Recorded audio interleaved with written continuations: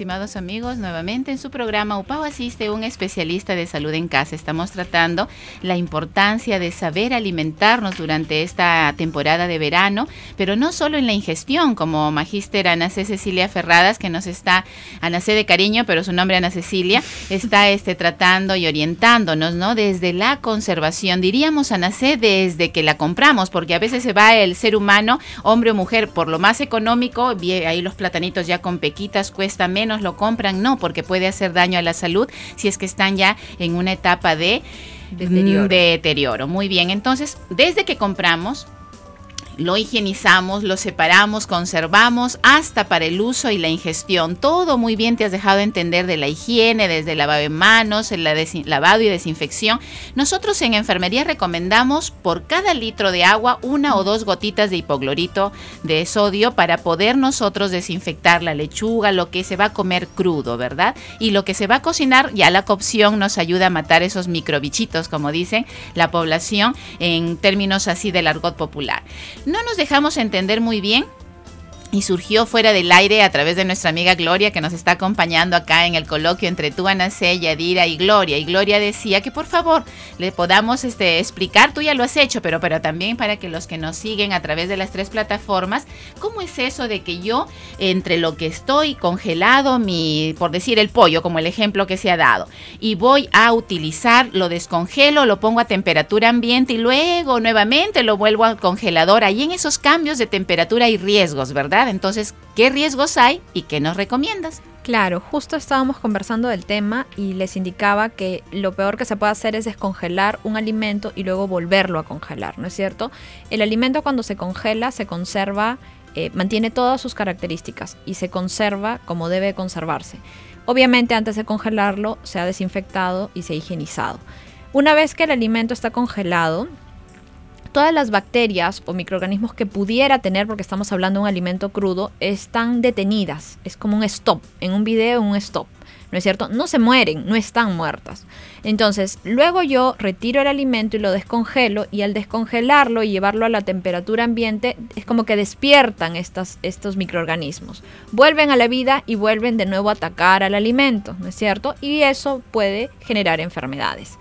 Normalmente se descongela, esos alimentos están en contacto directo con los microorganismos que despertaron, pero no hay problema porque se cocina y se consume.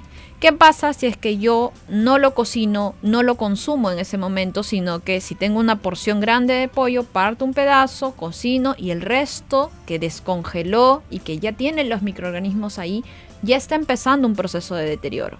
Entonces yo lo llevo a que se congele, ese alimento ya no me sirve, se va a deteriorar. ¿Sí? Entonces de repente ahí aparentemente está bien, no pasa nada, yo lo veo el pollo, la carne como congelada en su primera instancia y luego lo descongelo una semana después y ya lo consumo. Ahí es donde me puede hacer daño y puede causarme alguna enfermedad diarreica o alguna intoxicación. Entonces, ¿qué es lo recomendable? Si es que yo tengo una porción de pollo muy grande o carne o cualquier alimento que yo quiero congelar, lo empaqueto en pequeñas porciones. En las porciones en las que normalmente en casa consumimos, somos 4 personas, 4 presas. Si es que consumo, no sé, quiero, porque no solamente va para carne, sino también para frutas, ¿no es cierto? El mango, hay muy barato, hay que aprovechar la temporada, entonces voy a comprar una caja de mango y la voy a pelar, la voy a pulpear, la pulpa la voy a guardar congelada, pero no la guardo toda junta, sino en pequeñas bolsitas o en pequeños recipientes que se puedan tener. Y luego, conforme lo voy consumiendo, lo voy retirando. Otro detalle importante es el empaque. Tampoco es usar cualquier empaque. El empaque también tiene que estar limpio porque es el que va a estar en contacto directo con el alimento, ¿no? Entonces, el recipiente que lo contenga, que puede ser de plástico, que puede ser de vidrio, o a veces por ahorrar espacio usamos bolsas también.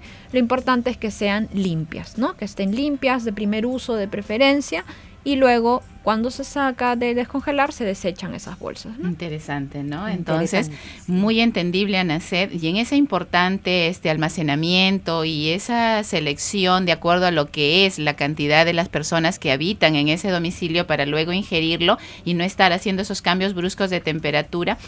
¿Qué recomendaciones, ahora vamos a lo que siempre nos piden los que nos siguen, ¿no? ¿Qué cuidados básicos debemos tener en cuenta en esta estación de verano? Además de lo que tú muy bien te has dejado entender. Por ejemplo, el ingerir mínimo los 2 litros de agua pura, ¿verdad? No que gaseosa, porque eso es veneno, no que jugos nada más, sino agua pura. Es cierto, ¿verdad? Es cierto, hay que consumir agua, 2 litros de agua por lo menos. En realidad, ahora que está la temporada de frutas, porque en el verano hay mucha fruta y mucha verdura, las frutas y las verduras también nos van a aportar agua, pero no agua sola, sino agua con nutrientes, agua con fibra, agua con azúcar propia de algunas frutas, entonces ya no es necesario agregar la sacarosa, ¿no? El azúcar que normalmente consumimos, sino aprovechar este dulce que tienen las frutas. En cuanto a las verduras, nos van a dar un aporte de fibra también adecuado, lo cual va a ayudar a nuestra digestión.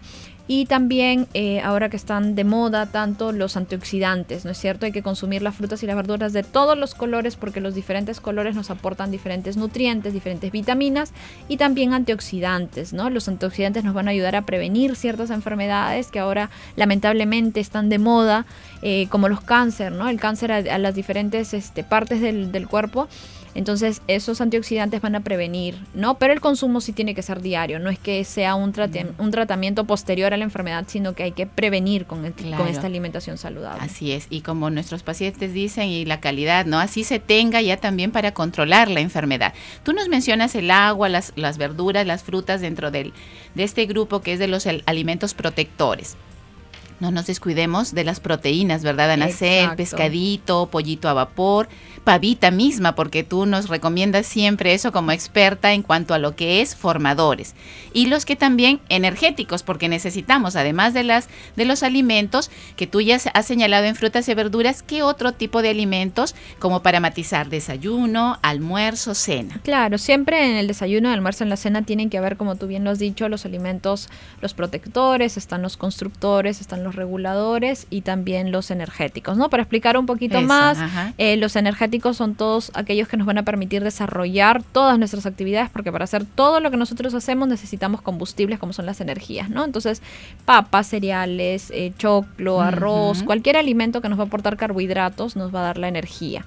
Luego también están las carnes, ¿no es cierto?, que nos van a aportar las proteínas necesarias, los huevos, las frutas y las verduras que nos van a ayudar a regular estos alimentos, ¿no? Siempre es importante tener las 3 variedades, ¿no? Una fruta, un carbohidrato y algún tipo de carnecita o huevito, algo que nos aporte las proteínas en cada tipo de alimentación que tengamos. O yogur y su frutita picada, ¿verdad? ¿No? Muy bien, Anacet. Eso es muy interesante. Tú, además de la parte de docencia, de lo que es lo administrativo, también que vamos en el siguiente bloque a tomar eso en la entrevista a Yadira, como vicerrectorado académico, el doctor Serna no solamente se preocupa por intra, ¿verdad?, sino lo extramural, y realmente ustedes siempre hacen diferentes actividades de proyección social. Entonces, con esa idea pasamos por indicación de Sandra a una pausa y retornamos, estimados amigos.